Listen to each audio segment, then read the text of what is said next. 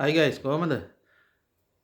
JP NPP ආණ්ඩුවේ ඔය show ටික දාගෙන වැලි කොට්ට ගහලා අරග හැදුවා පාරවල් ටිකේ පස් ටික අයින් කළා එන ෂෝ දාලා මේ අපදාත් තත්ත්වය ASCII ඒවා තමයි විසඳුම් විදියට ඒගොල්ලෝ දැක්කේ ඒවා ෂණික විසඳුම් පමණයි. නමුත් ඒ ටිකත් කරලා මහා උජාරුවෙන් කිව්වට අන්න දැන් ආයි වැස්ස ඇවිල්ලා ඒව සෝදගෙන ගිහිල්ලා ඔක්කොම කෙලවෙලා දැන් ආපහු මහනුවර දිස්ත්‍රික්කයේ පවා ලොකු විනාශයක් වේගෙන එන්නේ. එතකොට ඒ ගැන පරිස්සම් වෙන්න මොකෝ ආණ්ඩුවට මේ ගැන එහෙම අවබෝධයක් තියෙනවා කියලා අපි හිතන්නේ නැහැ. ඒක නෙමෙයි දැන් ඒ ෂෝ ASCII ඔය ආණ්ඩුව කරන අනිත් ෂෝ ASCII හොඳම එකෙන් ලංකාවට කෙලවෙන්න යන්නේ සහ කෙලවෙයිගෙන යමින් පවතින්නේ. ඒ තමයි ඉන්දියන් ෆාමකෝපියා. ඒ කියන්නේ ඉන්දියාවෙන් මෙච්චර කල ඖෂධ ගෙන්නුවා. නමුත් ඒ ප්‍රමිතියක් ඇති ඖෂධ ඉන්දියාවේ තියෙනවා. ඒ වගේම තමයි ගෘහාශ්‍රිත කර්මාන්තයක් විදියට ඉන්දියාවේ බේත් හදනවා. ගෙවල් වල බේත් හදනවා. ඒ ගැන YouTube එකේ ඉන්ටර්නෙට් එකේ පවා ඩොකියුමෙන්ටරි තියෙනවා. ඒ ගැන හොයලා බලන්න දන්නේ නැත්තම්.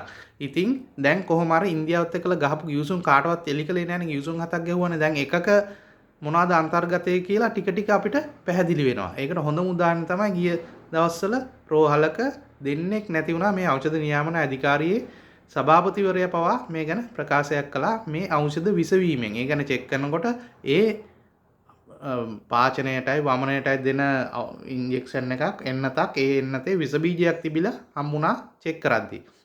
එතකොට ඒකෙන් දැන්ට දෙන්නෙක් මැරලා තියෙනවා නිල වශයෙන් ඒක දැන් කියලා තියෙනවා මෙහෙම දෙන්නෙක් මැරනවා සමාජයට මේ ආසාත්මිකතා නිසා වෙන්නේ නැති කියලා. අපි දන්නේ නැහැනේ කොච්චර නිල නොලත් විදියට මැරුණාද කියලා. ලංකාවේ නිල වාර්තා ගැන තේරෙනවානේ අපි හැමෝටම දැන් මේ මරණ වාර්තාවත් අපද තත්ත්වයෙන් තේරෙනවානේ කොච්චර වෙනස්ද ඇත්ත තත්ත්වය ඒකයි කියලා. ඒ නිසා දැන් ඒ කාලේ කෙහෙලිය රමුක් කැල්ල ගෙනාපු මෙහෙම දෙයකින් මේක වතුර මෙහෙමයි ඇස් අඳුනා ළම්මි රෝගින්ගේ කියලා වෙන ෂෝ එකක් ඒ දවස්වල සහ කිව්වා එහෙම වෙලත් තියෙනවා. ඒ ගැන නඩු කටයුතු දැයි යනවා. එතකොට ඒ වෙලාවේ කෙහෙලිය රමුක් කැල්ල තමයි මේකට වග කියන්න ඕනේ කියලා චෝදනා කරපු අය දැන් මේ ඊයේ පෙරේත මම දැක්කා ආණ්ඩුව විසින් ආණ්ඩුව පැත්තෙන් රජයේ පැත්තෙන් තිබ්බ මාධ්‍ය හමුවකදී කියනවා ඒ ගැන ආණ්ඩුවේ කිසිම වගකීමක් නැහැ අන්නත් ගෙන්නන්නේ වෙන කට්ටියලු. එහෙම එකක් නැහැ නිකන් මිනිසුන්ව රවට්ටන්න බොරු කියන්න එපා. දැන් මේකට ආණ්ඩුවෙන් පලා යන්න විදියක් නැහැ. සෞඛ්‍ය ඇමතිවරයා සම්පූර්ණයෙන් වක් කියන්න ඕනේ. කෙහෙලිය අර බාල බේත් කියන එකට වක් කිව්වනම් මේකේ නලින්ද ජයතිස්ස වග කියන්න ඕනේ. දැන්ට දෙන්නෙක් මැරලා තිනවා නිල වශයෙන්. නිල නොලත් වශයෙන් අපි දන්නේ කොච්චරක්ද හානිය කියලා. ඉතින් ඒ නිසා මේ ගැන අනිවාර්යෙන් කතා කර යුතුයි. කොහොම හරි මේ අර පාලන මිලක් කිනල්ලා මිනිස්සු චූන් කළානේ බේත් වලට. ඒකත් වෙන දෙයක් නෙමෙයි. අර ගෘහාශ්‍රිත හොඳ බේත් සරලව සිංහලෙන් කිව්වොත් හොඳ බේත් ගණන් වැඩි.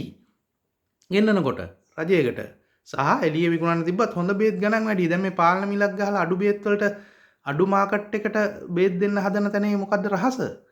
අන්න කියපු ගෘහාශ්‍රිතව හදන සහ ඉන්දියන් ෆාමකෝපියා මෙච්චර කල් ලංකාවේ පිළිගත්තේ නෑ. දැන් ඒක පිළි අරගෙන ගේනකොට ඒ බාල බෙහෙත් ලංකාවට එනවා. එතකොට ඒව කොහොමත් ගාන අඩුයි. එතකොට අර පාලන මිල දාපු හැටියේ එතනින් උඩ තියෙන උසස් බේත් වල මිලවල් වලට මිනිස්සු යන්නෙත් නෑ. ඒ මිනිස්සුන්ට බිස්නස් එක කරන්න වෙන්නෙත් නෑ. ඒ මිනිස්සු එතනින් අයින් වෙනවා. අර බාල බෙහෙත් විතරයි ඉතුරු වෙන්නේ. ඔන්න ඕක තමයි දැන් මේක කරමින් පවතින්නේ. දැන් කොහොම හරි එකෙන් ජීවිතෙන් වන්දි ගෙව්වා දෙදෙනෙක් දැනට නිල වශයෙන්. අපි දන්නේ නැහැ නොනිල වශයෙන් කොච්චරද කියලා.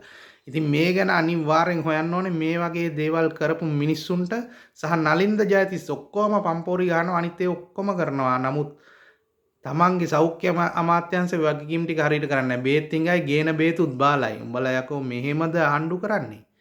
කෙහෙලිය එකට වග කියන්න ඕනේ.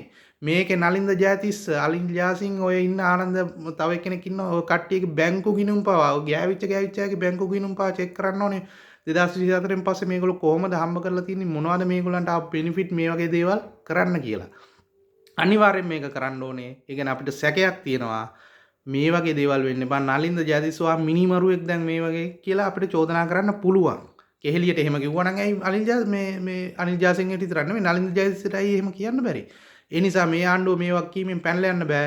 බාල බේත් ගෙන්නුවට ඕගලන්ට වන්දි ගෙවන්න වෙනවාමයි මේක දැම්මම අනිත් පැත්ත හරවන සටන අපි පටන් ගන්නවා මේ වගේ දේවල් වෙන්න බෑ. ඉන්දියන් ෆාමකෝපියා පිළිගත්තේ නෑ මෙච්චර කාල දැන් එහෙම වෙලා දෙන්නෙක් නැති වෙලා තියෙනවා නිල වාර්තා අනුව. මේක මෙහෙම වෙන්න බෑ. නැත්තම් අපේ රටට මේක මෙහෙම දිගටම වෙනවා නම් දෙයියන්ගෙම පිහිටයි. මේ ගැන ඔයලා බලමු.